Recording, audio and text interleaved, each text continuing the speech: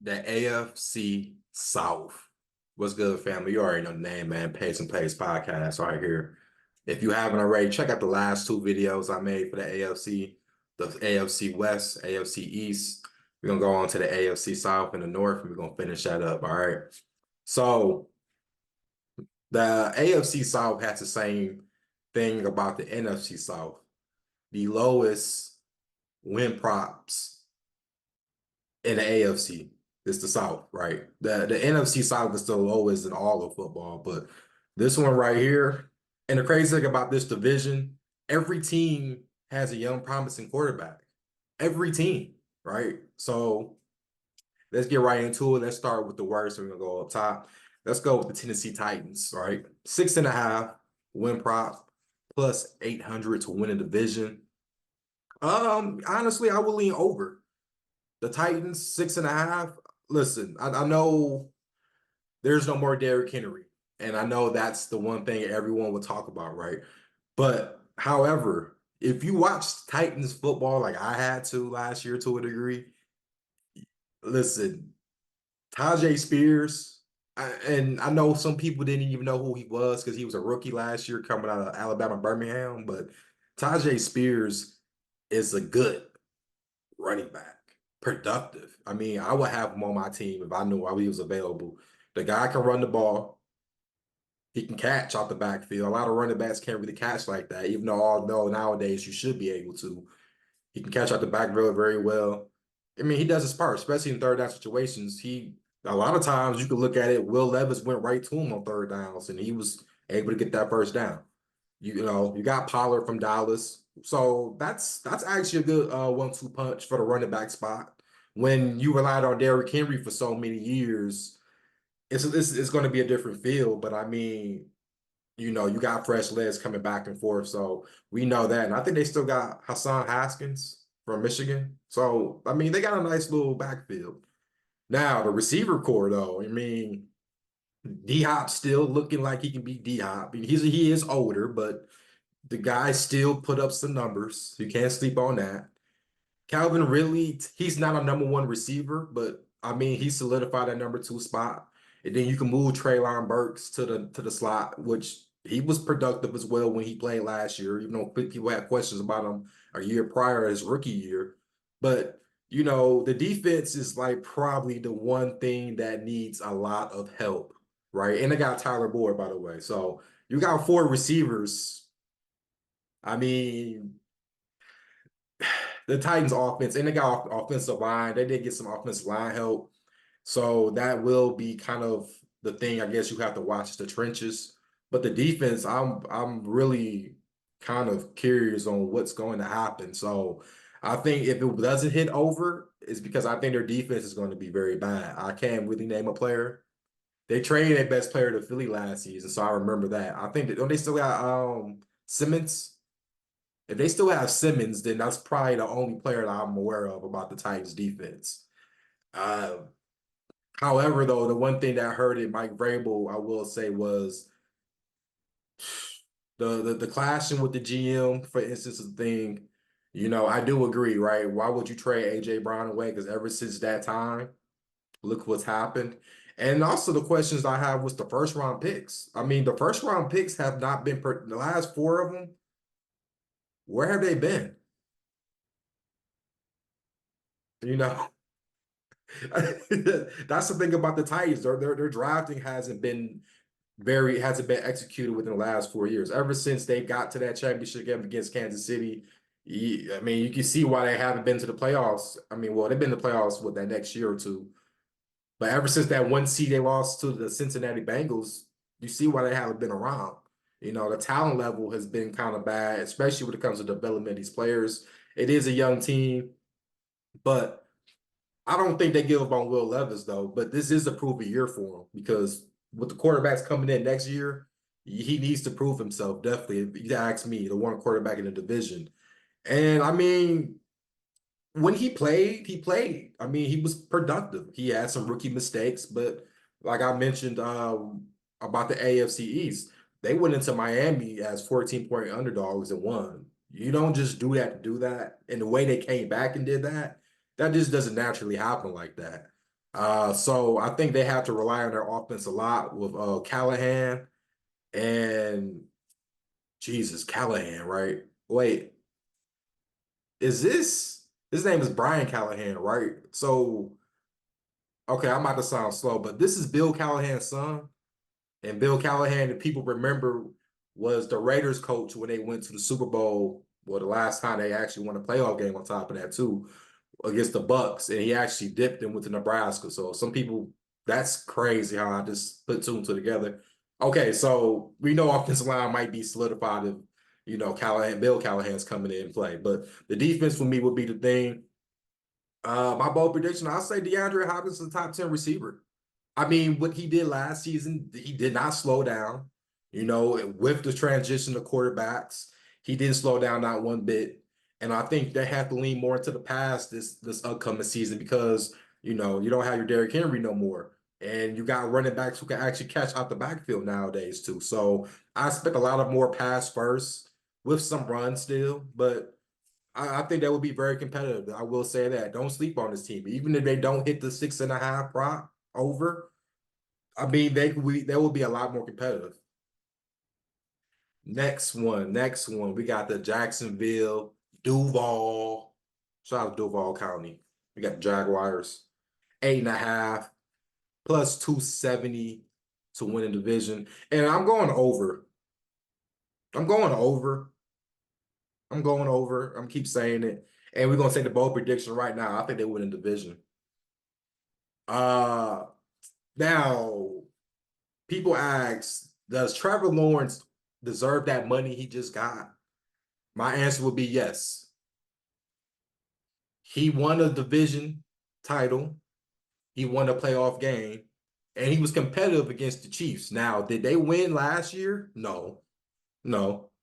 But we know, think about it, this is coming into his fourth year. The first year was a disaster with Urban Meyer. Let's just be honest. That was a disaster. So Peterson came in. This is his year 3 with Peterson as the coach. So it is some more continuity. I just wasn't a fan of having Calvin Ridley there because they paid him receiver one money and he's not receiver one money. But the other players around him, Christian Kirk and all of them stepped up. And I do like that. ETN, I'm expecting ETN to have a breakout year. I'm talking all pro type running back numbers because the guy can run the ball. He can catch. And this is what I'm saying, one of those dynamic duo type players. He's been that way since Clemson. I see him still doing what he got to do. Now, Trayvon Walker. Now, this is the one thing I will say, and this will be probably a very, very long shot. I don't even have the odds for this, but what about Trayvon Walker to win Defensive Player of the Year? I know that's going to be a stretch because you got Josh Allen on that side too. Yes, the Jags Josh Allen, not Bills Josh Allen. I know it's a difference. But Trayvon Walker has improved. I mean, first year, he was figuring it out. Second year, he got better. Third year, I think now everyone's expecting him to be good. And I think the reason why people question why did he go number one? Well, I think it was off a lot of high potential. And we saw that coming in year 2. Everyone talks about Aiden Hutchinson, which you can go back to that drive. Him or Tavon would have been number one. And Kayvon Thibodeau, one of those two, and you would have been okay with that. But Walker, as far as last season, had double-digit sacks, right? He was up there with Aiden Hutchinson and all of them, but just didn't get the name because the team wasn't that good. So I expect this defense to be pretty good. And I think that's really the thing about this division is the defenses aren't the best. I just think the Jags have the continuity because you got Josh Allen and you got Trayvon Walker. Your secondary is productive. Your linebackers is not bad. But those two guys, those two edge rushers can change the game. And on top of that, though, Trayvon Walker can stop the run. And that's a big plus. And that's the one thing I look at when I look at edge rushers. I'm okay with you being a good pass rusher, but can you stop the run when you need to? And Trayvon Walker definitely proved that last season with me. Now, the Indianapolis Colts, 8.5 is the win total, plus 330 to win a division. I got to go on under 8.5. I think it's at between 7 and 10, 8 and 9. And it's because I don't know about Anthony Richardson health.